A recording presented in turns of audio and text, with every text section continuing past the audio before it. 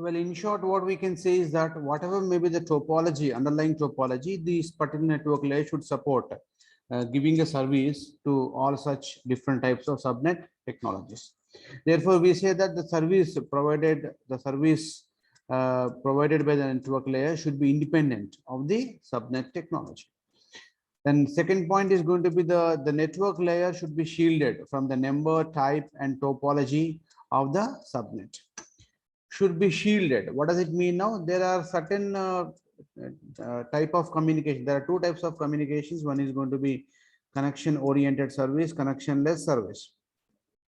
So in some of the things like connection oriented service, so what is so important is network layer really don't bother about the type of the topology of subnetwork, about the type of the network underlying the underlying network has been used, and number of the subnetwork. So these data will be simply handled by the your network transport layer itself. That means there will be a difference in utilization of the transport layer or network layer based on the type of the communication that is involved, based on the type of the service involved in the communication. If it is a connection oriented service, then transport layer will simply look into the matter of the the subnet technology type and its number. If it is going to be connectionless service, the definite network layer is simply going to do the programming for that particular connection. So that means what here, therefore, the transport layer should be shielded from the number, type, and topology of the subnet. If it is going to be a connectionless service, then definitely the transport layer should not see what this particular network layer is simply providing to have a communication between the two computers, source and destination computers. So there is a point we have to bother about. The next last point is going to be the network addresses should be made available to the transport layer with a uniform numbering plan. That means here in the connection oriented service, the address of the source and destination information should be very well known, to the transport layer to have a communication between source and the destination computer. So therefore, this network addresses should be made available to the transport layer with a uniform numbering plan. That means it should be very simple and should be known to it should be uniform. Uniform means what? We normally going to have a simple plan which is going to be very common for almost all the types of the subnet technologies. So that means that should be the basic thing which we need to have. That is basically we're going to have three important design goals. That's going to be the service should be independent of the subnet technology, and the transport layer should be shielded from the number, from the network number, from the type and topology of the subnet, and the addresses should be unique for a to provide service to the transport layer. Then it provides two types of services. Network layer provides two services for two types of communications. We have connection oriented, connectionless service, as we are talking about.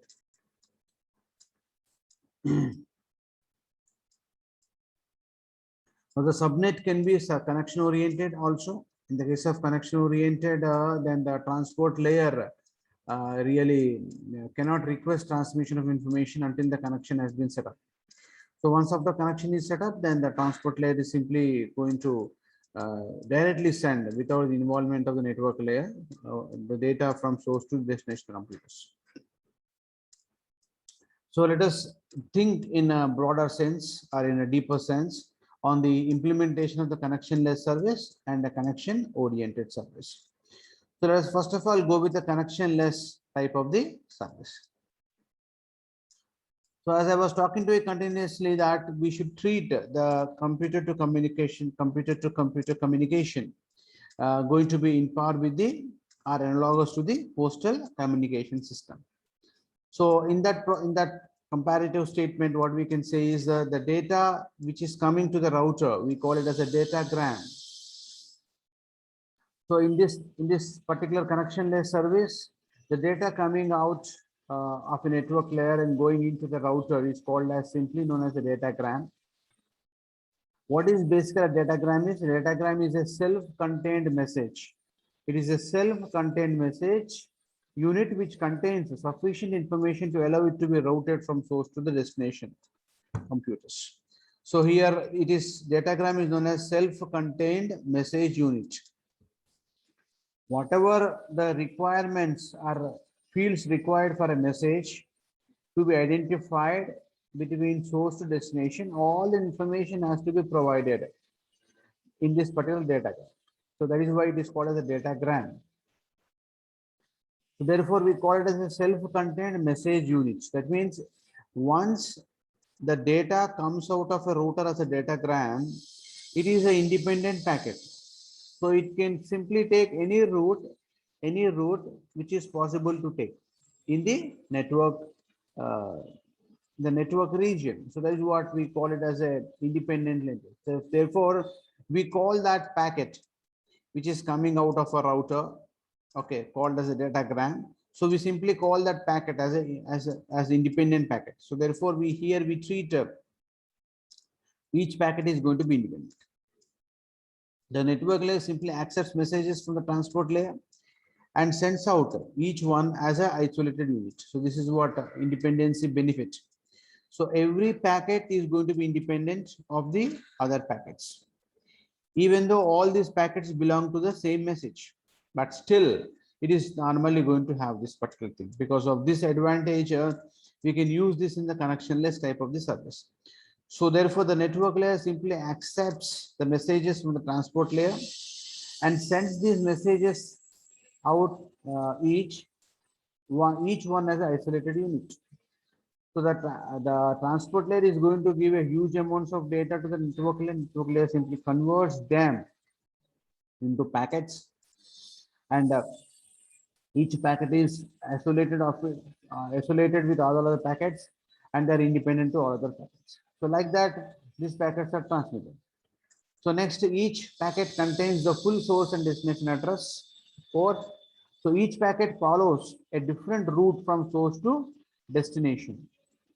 Now, this is what the advantage of the connectionless service. In the connectionless service, so for example, host 1 has transmitted packets 1, 2, 3, and 4. So in this process, the host ones 1, 2, 3 and packets are going to take a route like A, C, E, F, and H2. And the fourth packet is going to take another route. Okay, maybe the reason like this route may be busy with the transmission of these packets. That is why it is going to take another route to speed up the communication. That means by the time when this packet 3 is going to reach to the node E, then packet 4 is also going to reach to node E. So this is what we normally going to have the scenario over here. So that what is the problem here? We are normally going to have it here something like the data transmitted from router A. So imagine that router A is having 4 packets designated by numbers 1, 2, 3, and 4. Now these packets are transmitted from router A at a time, but all these packets are not going to get received in sequence at the receiver computer or a destination computer H2. So this host 2 computer will receive all these packets in a random fashion, in a zigzag fashion. But these packets have been earlier transmitted by router A in sequence. That means router A transmits packet number 1, 2, 3, 4 in sequence. But all these packets 1, 2, 3, and 4 will not get received by host 2 in sequence, because these packets are traveling to reach to the destination computer through various routers, through various line connections. So that here these routers A, B, and C are connected by lines. See, this is a line called B dash line. This entire line I can call it as a B dash line. This entire line from here to here I can call it as a C dash line. So that means here these routers are connected by this line called B dash. A, B, D, and E are connected by lines B dash. A, C, E are connected by a line called C dash. Now that means at every router, it is going to maintain the routing table. So the reference router is going to be router A. Router A is normally going to prepare a routing table such that the packet are simply going to get transmitted using that particular or in that particular route. So let us try to think in terms of a routing table. So this diagram is same as, this is called datagram subnet routing basic process we are normally dealing with. So let us start looking into this now. So this is a routing table A. So routing table A, this is the destination routers, and this is going to be the line which is normally used in interconnecting. If the destination is A, what is the line it is going to have? Nothing. So therefore, nothing will be there. If the destination is going to be B, router B, then in which line it is router B is connected now? Router B is connected to the line B dash. This entire line that just now we discussed as B dash line. Remember? So therefore, this is a B dash line. So therefore, this line, this destination B is connected to the line B dash. Then the destination C is connected to the line C dash. This is another path now. So another path I will simply designate by a line number as a C dash. Then destination D is connected by a line. What line it has been connected, if you see carefully, is line by B dash from A. See from A how it is connected. From A it is D is connected from A using the B dash path. Now actually D is connected by another line ACD also, but that is not connected actually, that is not used. So this path is, this entire line I can take as C dash, this entire line I can take as B dash, and one more line has come here called as D dash I can simply think of. All right. So that means if you don't bother about this particular line, if you see this particular figure, here I don't have this line here from C to B is not there. So I'm considering this figure. So that means when you just neglect this line here, this figure is same as the previous figure. So this particular routing table has been drawn based on the previous figure. So therefore, I just go with that particular previous figure now. Okay. So the destination is going to be D. This line is not there now for this particular routing table at A. So for destination D, the packet can go through a line called B dash from A to B, B to D router on the line B dash. So on the line B dash, this particular data can be transmitted. Packet can be transmitted. Now let us look into the E. Now, which path is decided for a packet to reach to E is going to be called as C dash.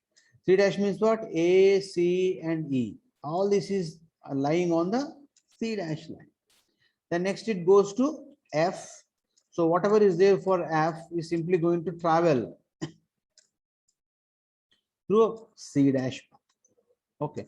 So this is a routing table that we can simply going to write. So if this is what for the 3 packets. What are the 3 packets we are thinking of now? The 3 packets that we are thinking of. 1, 2, 3. See, these 1, 2, 3 packets are taking this path, and 4 is taking another path. So later, packet 4 also you have to designate. So later, the packet 4 is going to take this particular path. So for packet 4, almost all similar kind of a story you'll be having here. If destination is B, it is connected to the line B dash. If destination is C, it is connected to line C dash. If destination is D, it is connected to the line B dash. It means how the path is coming to the B now.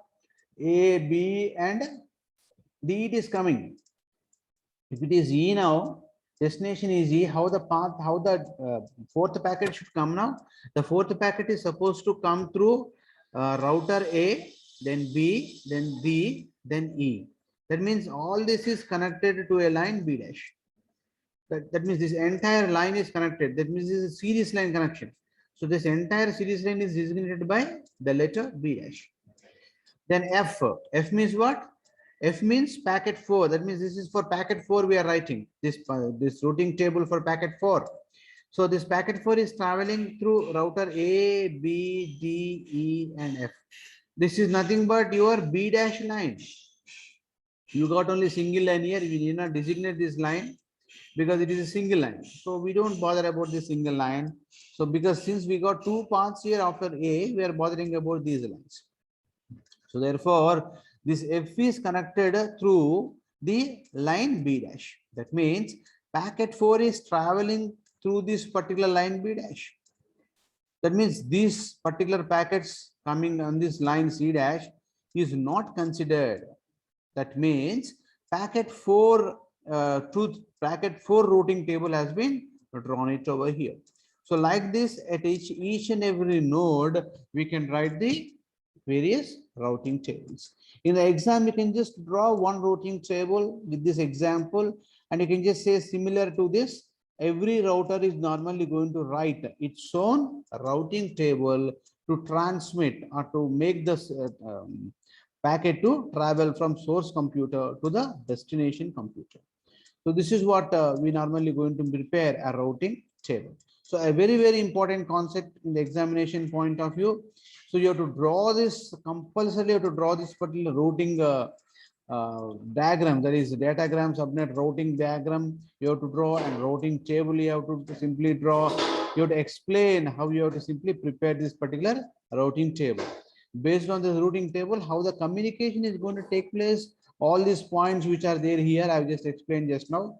So these I have to explain in terms of points in the end examination. That means this data communications is normally dealing with the concepts, something like a story. So you should understand it like a story.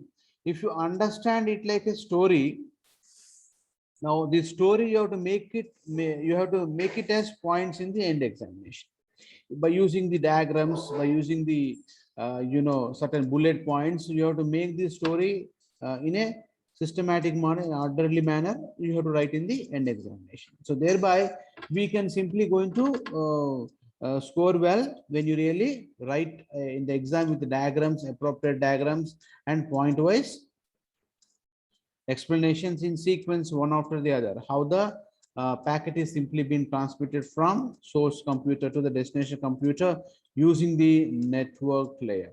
So that means here we are dealing with only the network layer. So since we are dealing with network layer, what is the responsibility of network layer? It is the primary responsibility is what? Routing and addressing. These two are the most important jobs or responsibilities of the network layer. So here what we are doing here, we are performing the operation called routing by maintaining a routing table. So every router is going to maintain its own routing table. So based on the routing table, your packet is simply going to get routed to the destination computers. So this is what a very important concept which you have to compulsorily undergo. So routing and congestion control are the very, very important concepts for the end examination. Okay, because without these two concepts, we really cannot transmit any packet using the network layer. So therefore, very, very important concept in terms of the examination. So therefore, I request you all to write the bullet points once again and make sure that you understand the concept very well. So once you understand the concept, then once you got the bullet points, so before you go to the examination, just skim through all those bullet points that you have written, all the diagrams that you have simply drawn, and just simply enumerate about the concepts by yourself, right? So you need to have certain articulation skills where you can normally going to prepare a little bit story based on the diagrams that you have seen, based on the routing table that you're going to have, and try to make them in terms of points in the exam. So it's simply going to make you to write an exam in a very healthier manner. So that means writing concepts in DCCN is very easy. Understanding DCCN is very easy. Only thing is you should have a patience. You should be in a position to think in terms of communication. That's it. It's very simple concept. Okay. So well, with this, what we do is we stop our session here today. Next session, what we'll do is we'll simply discuss about a connection oriented service. This is also very important service, which will normally going to perform. That means routing is normally being done for a connection oriented type of the service. Thank you very much for today's session. In next session, we go with the connection oriented service.